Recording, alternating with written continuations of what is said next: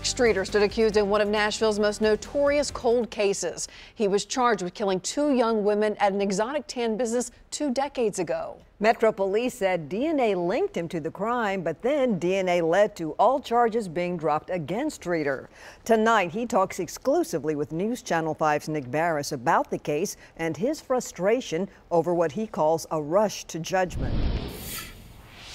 Patrick Streater ended up serving about 2.5 years behind bars while awaiting trial. Of course, it never came to that because sophisticated DNA testing could not link him to the crime. All along, Streater insisted he was innocent. Tried to make things fit where they didn't fit, and kind of made me the murderer. Made me the person. The person responsible for one of the city's most high-profile unsolved homicide cases. Detectives came and charged me with 2 counts of first-degree murder.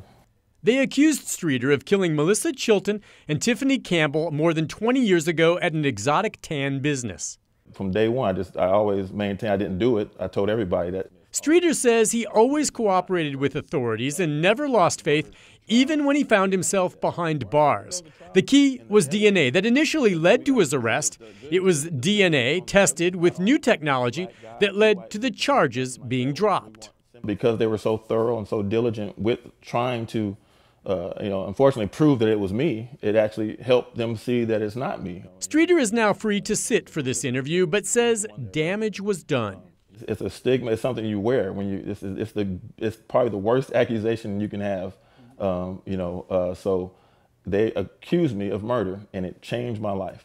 He lost his wife and friends, contact with his children, and now it's a challenge to find work in Nashville, where Streater still chooses to live.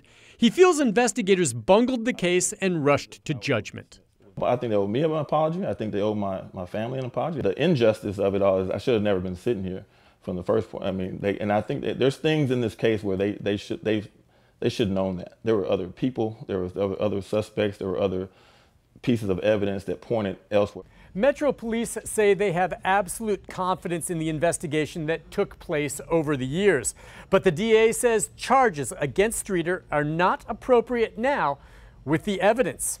The exotic tan case is again cold. Nick Barris, News Channel 5. Thanks, Nick. Metro Police say the investigation into the deaths remains open and active.